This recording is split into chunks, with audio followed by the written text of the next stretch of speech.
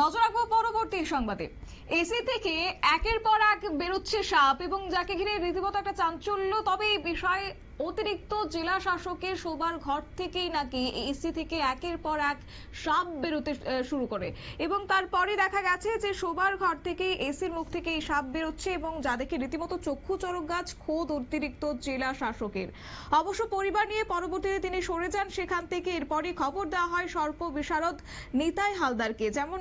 যেমনটি ফোন তেমনই কাজ এবং তারপরে তিনি আসেন, এই ঘটনা প্রত্যক্ষ করেছেন। যদিও বিস্তারিত জানাবো, আমাদের সঙ্গে যুক্ত হয়ে গেছে প্রতিনিধি শান্তনু পান। শান্তনু, কি জানতে পারছো?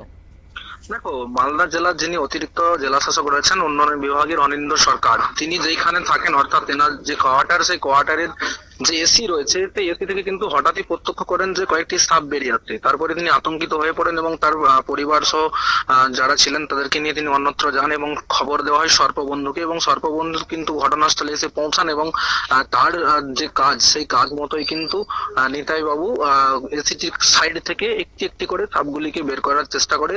অবশেষে 8টি সাপ, বিষধর সাপ কিন্তু উদ্ধার হয়।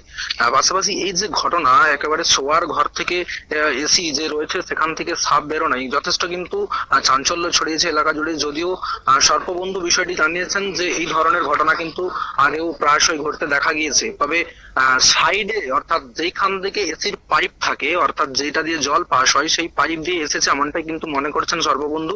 তবে পুরো বিষয়টি এখনো কিভাবে হয়েছে সেটা স্পষ্ট কেউ বলতে পারছেন না, কিন্তু প্রাথমিকভাবে অনুমান যে এসির যে পাইপ থাকে সেই পাইপের জল লাইন ধরে। কারণ আমরা দেখেছি যেখানে এই ধরনের সরকারি আবাসনগুলো থাকে তার পিছনের দিকের যে ঝোপঝাড় জঙ্গল রয়েছে সেগুলো কিন্তু খুব একটা ভালো পরিবেশ নয়, একদম রীতিমতো খারাপ বলা চলে। তো সেই জায়গা থেকেই সাপের কিন্তু বাসা বাঁধে এবং পরবর্তীকালে তারা কোনো না কোনো একটি রাস্তা দিয়েই এই জায়গায় পৌঁছে যায়। অঙ্কিতা, ধন্যবাদ।